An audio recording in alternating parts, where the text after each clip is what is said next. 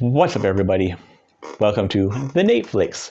I'm Nathaniel, and if this is your first time here, it's where I talk about movies and shows that catch my attention.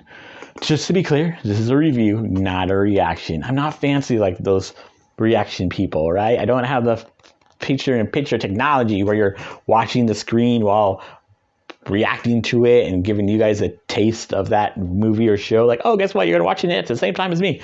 I don't have that. I'm not at that level. I'm leaving it to those professionals. I'm leaving it to Blind Wave, Real Rejects, and Previewed. Go check them out. And Omni One.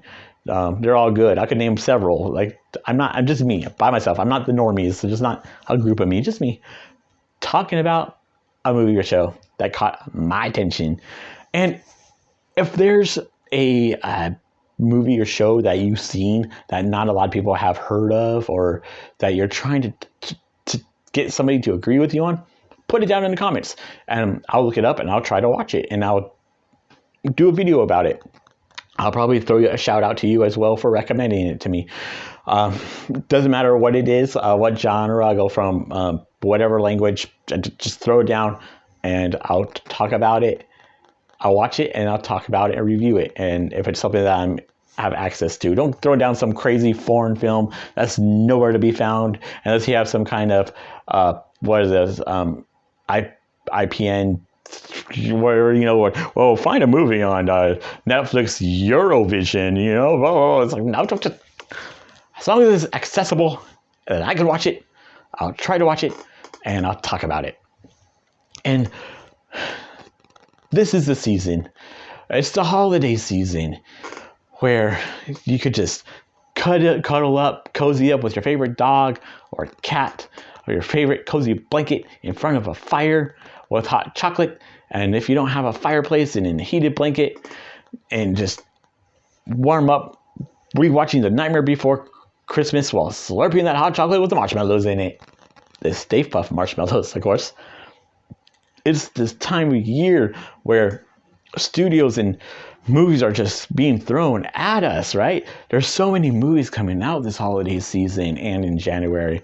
So many shows on the streaming services, from the theaters to the streaming people, right? They're just trying to bombard us with content. There's so much to catch up on, so much to talk about, so much to watch.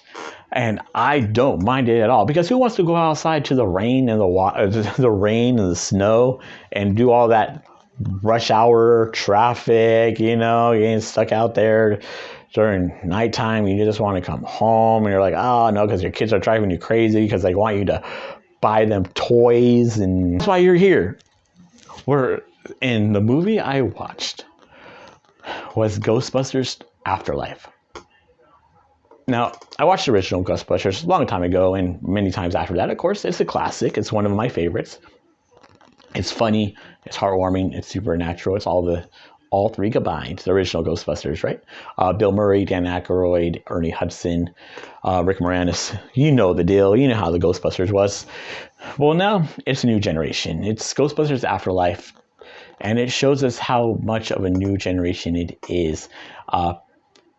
And I absolutely adored this movie. One of the original Ghostbusters daughter and kids move into his old farmhouse, and the people of the town considered him crazy and weird because he was a loner and isolated, because he was trying to protect the town from these ghosts that may be coming back. The kids discover the tools in the car and they take it from there, and they do a really good job. The cast is amazing. Mackenzie Phillips crushes it as the little girl with the glasses, and she's just like the Ghostbuster. And Paul Rudd is in this, and he's really good at supporting and bringing the old school Ghostbusters in line with the new school, the kids, right? And just bringing them together. There's a kid named Podcast who is really funny. He's just like Dan Aykroyd's character, he's the tech wizard. He's a funny guy. He brings a good chemistry to this as well. It's a good movie. It's fun to watch. It's just it's a good mix of nostalgia and fun. It's just a fun movie to watch. There's humor. There's ghost action, that supernatural element to it. There's a ghost that's going around called Muncher, who's like the modern day version of Slimer, you know. And it's really, I liked it. I like Ghostbusters Afterlife. You should definitely check it out. By the time this comes out, it's probably going to be streaming somewhere. I don't know. But it's definitely worth it to check it out. I know there's other movies coming out like Spider-Man and other ones that are going to be taking up your time and your energy, but I definitely recommend Ghostbusters Afterlife.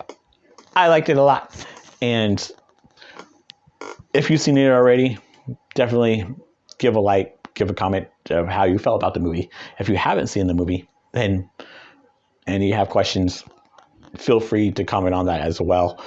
And this is what I do. I watch a movie. I see if I like it, didn't like it, and I liked it. I liked Ghostbusters Afterlife. I definitely give it a go watch it for sure. And just have fun.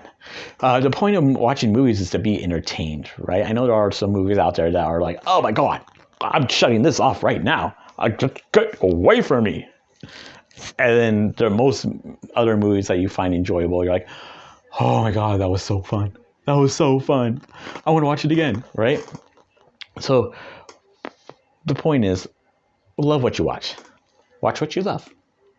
I'm Nathaniel, and this has been the Nate Flix.